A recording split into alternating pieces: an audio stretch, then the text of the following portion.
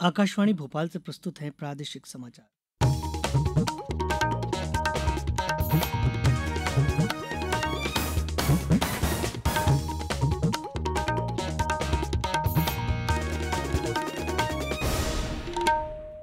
नमस्कार, समाचारों के साथ मैं रत्नेश सोनी। सबसे पहले मुख्य समाचार। नई दिल्ली में आज 3 दिवसीय अष्टलक्ष्मी महोत्सव का अंतिम दिन। प्रधानमंत्री ने की पूर्वोत्तर राज्यों में हुई प्रगति की सराहना। मुख्यमंत्री ने की पल्स पोलियो अभियान की शुरुआत। 16 जिलों के 38 लाख बच्चों को दवा पिलाने का लक्ष्य। मुख्यमंत्री ने की शाजापुर में मेडिकल कॉलेज और शुजालपुर में आयुर्वेदिक कॉलेज खोलने की घोषणा। और प्रदेश में मौसम ने ली करवट। इंदौर, भोपाल सहित कई जिलों में ठंड बढ़ी, कुछ जगहों पर बारिश के आसार। अब समाचार विस्तार से। प्रधानमंत्री नरेंद्र मोदी ने बेहतर संचार, डिजिटल समावेशन और बुनियादी ढांचे में निवेश के माध्यम से पूर्वोत्तर राज्यों में हुई प्रगति की सराहना की है। श्री मोदी केंद्रीय मंत्री ज्योतिरादित्य सिंधिया के एक आलेख के बारे में सोशल मीडिया पर प्रतिक्रिया साझा कर रहे थे। इस आलेख का विषय है विकसित भारत के सपने को साकार बनाने में पूर्वोत्तर की भूमिका। प्रधानमंत्री ने अष्टलक्ष्मी महोत्सव की भी सराहना की, जिसमें पूर्वोत्तर क्षेत्र में टेक्सटाइल, पर्यटन के अवसरों और परंपरागत शिल्प के महत्व पर प्रकाश डाला जा रहा है। 3 दिन का अष्टलक्ष्मी महोत्सव नई दिल्ली के भारत मंडपम में आज संपन्न हो रहा है।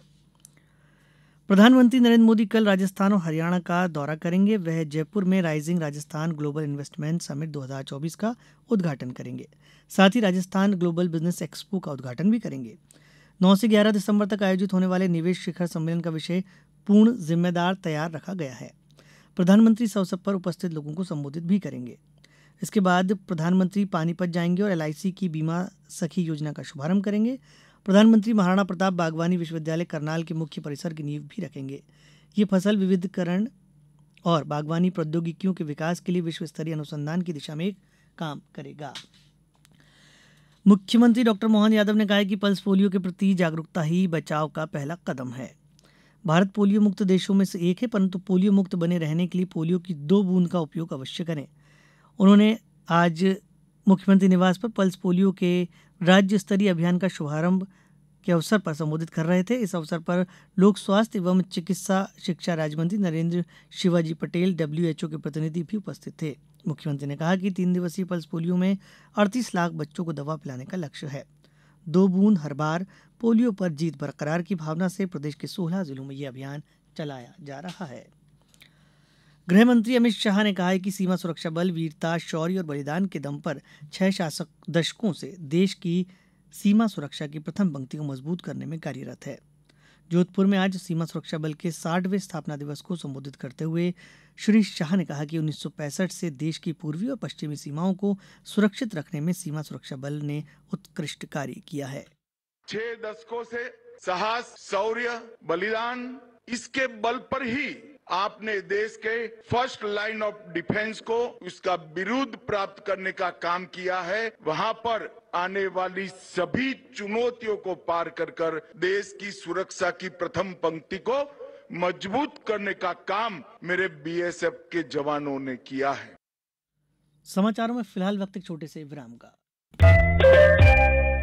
ये समाचार आप आकाशवाणी मध्य प्रदेश से सुन रहे हैं। हमारे समाचारों को अब आप कभी भी और कहीं भी अपनी सुविधा के अनुसार सुन सकते हैं। ये समाचार बुलेटिन YouTube, X प्लेटफॉर्म और Facebook पर AIR न्यूज भोपाल पेज पर सुने जा सकते हैं। इसके अलावा आप हमारी वेबसाइट newsonair.gov.in पर अथवा न्यूज ऑन AIR ऐप पर भी समाचार सुन सकते हैं।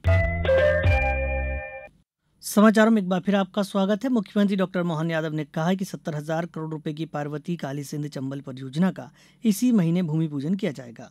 मुख्यमंत्री आज शाजापुर में आयोजित एक कार्यक्रम में बोल रहे थे। उन्होंने कहा कि इस परियोजना से पूरे क्षेत्र में पीने और सिंचाई के लिए पानी की कमी नहीं होगी।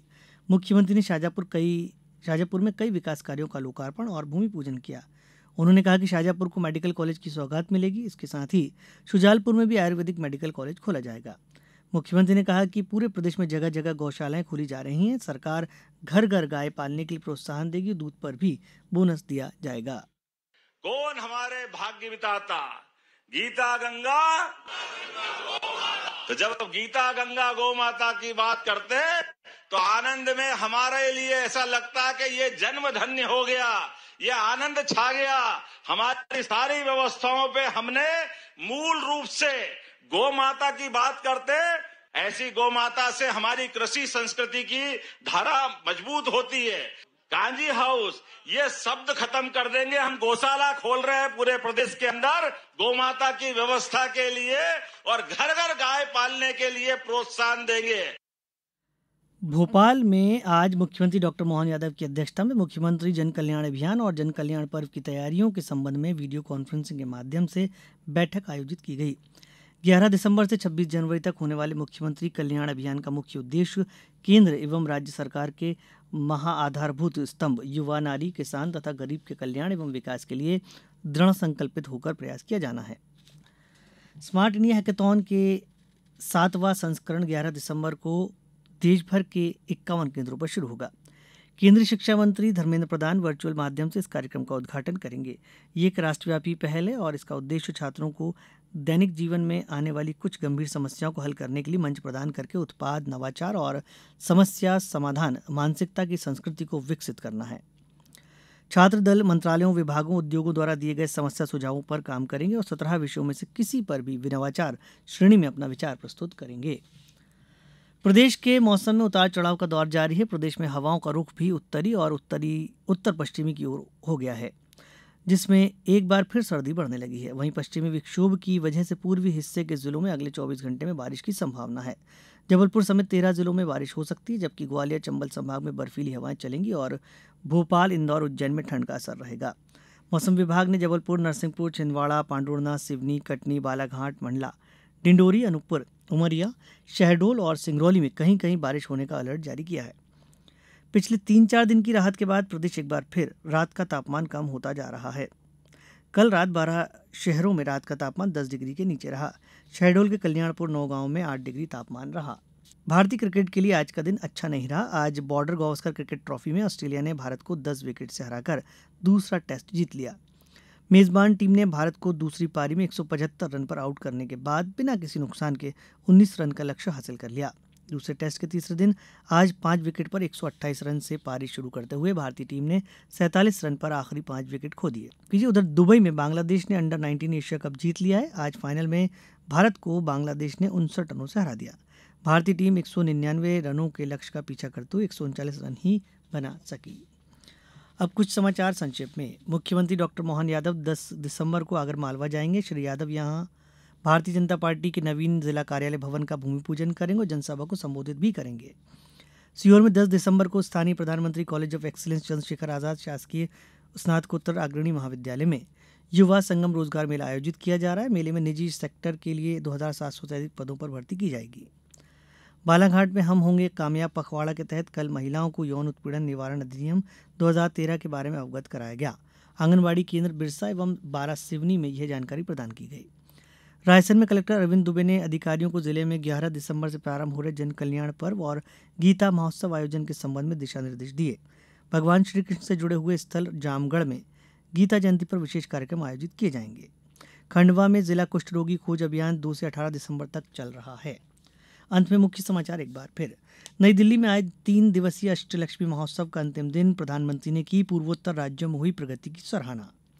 मुख्यमंत्री ने की पल्स पोलियो अभियान की शुरुआत। 16 जिलों के 38 लाख बच्चों को दवा पिलाने का लक्ष्य।